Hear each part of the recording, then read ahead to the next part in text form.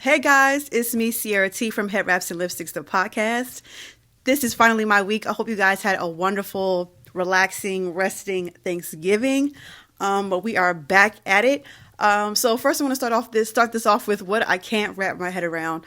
I really don't have much. I've actually been minding my business for the most part, give or take, since we've taken our break from the show. But you know what I can't wrap my head around? Like when your account goes in a negative and the bank like charges you money for that. Like, I already don't have the money. So like what are we doing here? And I know that y'all are loaning my money out to other people. So technically, y'all don't even have my money. So neither of us have this money that you charging me. So like what are we doing here? What are we doing here, banks? So I just think that whole method is very ghetto and beneath me, and I think it should be eradicated.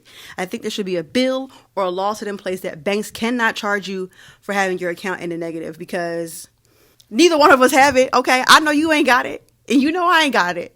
So you know what? Let's forget about the past and move on in the present. Now, this week, I wanted to touch on something that is very near and dear to my heart, and I thought it was very interesting to bring up. We're about 2 weeks removed from the most recent killing of Young Dolph, the rapper from Memphis, Tennessee. And I really kind of just wanted to, talk it out with you guys about how you guys feel about the death of Black rappers and how they affect our community and how we can kind of move forward from this. So before I even get started on like my POV about this, I want to just list off some names of rappers who have been killed over the years, like some of the ones that we know more prominently. So let's get right at the top. This is from a source that I got from Wikipedia. I don't know if these dates are correct, but I will bring that up in a second. So right off the top, we got Tupac in 95, the Notorious B.I.G. in 97, Jam Master Jay in 2002, Soulja Slim in 2003, Mac Dre in 2004, Proof in 2006, Dollar in 2009, Bankroll Fresh in 2016, XXXTentacion in 2018, Nipsey Hussle in 2019, King Von in 2020, and then like I said, just most recently, Young Dolph in 2021. I will be sure to link this in the bio, what I'm using as a source. But if you look at this source, the most that the community has gone without a rapper being shot and killed to gun violence is at least, or at most, 2 years. That means almost every 2 years, the hip hop community is experiencing a death due to the gun violence of someone else, right? How does that impact us as a community? How does that affect us as people who listen to the music? And can we even be held accountable for that, right? When we hear these stories, we're always taken aback, right? Something that I love about the Black community is that when you become an entertainer and people really rock with your work for the most part, and they love you, like it feels like family. So whenever we lose one of these rappers or whomever, whenever we lose someone in the Black community to, whether it's old age or gun violence, we feel it a little bit, right? Because it means so much more to get to a place of what we consider Black excellence or prominence or fame or affluency.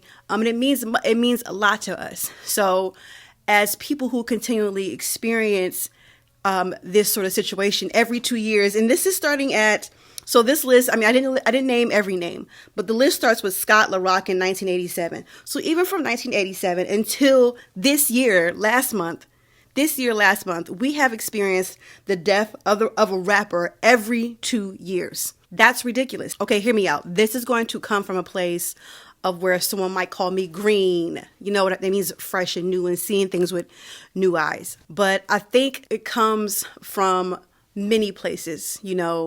A lot of our rappers come from environments where they had to hustle, grind, do some illegal activities to get to where they were. A lot of these people, for the most part, are getting killed in their own homes, where they're from, their hometowns. What does that mean? That the people who are most affluent from our communities can't even go home back to the places where they grinded the most, where they hustled the most, where they got the energy and the hunger to become who they are. Like, what does that mean that they can't even go back to their place of home their hometown without them having to look over their back. I know Young Dolph used to come to CIAA in Charlotte all the time, and like almost every year that it was here, there was always a story about him being shot at. And every year I was like, what a life to live. What a way to live on edge. Imagine having to always be on 10 or 100 because people don't like you for who you are, for something that you've done in the past. I think it says a lot about what needs to be worked on in the community, and it really saddens me because on one hand, you know, we want the people in our community for the most part to excel and exceed and like, you know, do great things, right? But we also have people in the same community who are hating on these rappers and going after them, holding grudges from years ago. And it's like, I don't know. I guess what I'm asking is like, how do we move forward from that? How do we get to a point where we can have this not happening? I know Tupac and Biggie and even Nipsey was really hard for the community. Young Dolph was really hard for the community because he's also a citizen. Like, you know, he was preparing to deliver Thanksgiving turkeys this year, you know, and really giving back to the community. So they can't even give back to the community and still be looked at as someone who needs to be taken down a peg. That's the phrase. That's the word. Is it jealousy? Is it hate? I think the most important thing that we can take away from this, if you have burned bridges in the past, make sure that you have put the fire out. I mean, I know that there's one thing about male bravado and machismo and I'm a man, ain't nobody gonna disrespect me, and that's fine. No one has to disrespect you. I think there's something to be said about rappers who can be able to hold longevity in their careers. Jay-Z, LL Cool J, Will Smith, just to name a few. And they are some of the biggest crossover artists of their time, you know? Jay-Z from Marcy Projects. LL Cool J is from somewhere in New York. Will Smith from West Philly. These are people who come from some of the, some of the roughest neighborhoods in the city and are still here. How do we get to a point where we can get our rappers there? I would love to see more rappers get to the age of at least 40. So yeah, I hope this made sense. That was kind of my throwing it out there, you know. It's just been something that's been on my mind, you know. I'm a huge Young Dolph fan, you know. Rule number 1, get the money first. Rule number 2, don't forget to get the money. What are words to live by? Sound off in the comments. Let me know how you guys feel about this topic, this comment, you know.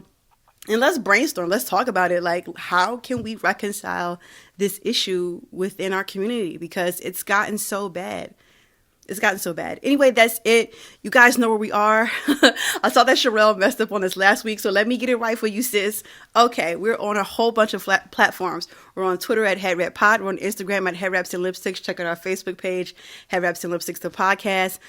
Don't forget that we have our own website where we have crew necks and t-shirts that are for sale but not on sale at www.headwrapsandlipsticks.com. Remember that we are still trying to open that studio. Yes, we will take your cash on the off season. The GoFundMe is in the bio, and if not, you can send it to our CashApp at $HeadWrapPod.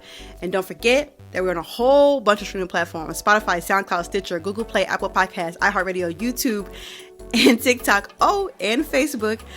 So yes, make sure you have subscribed. Leave ratings everywhere. We really, really appreciate you guys, especially for those of you who are tuning into us on the off season. God bless you. And Sherelle will take it away next week. Peace out. Love y'all. Bye.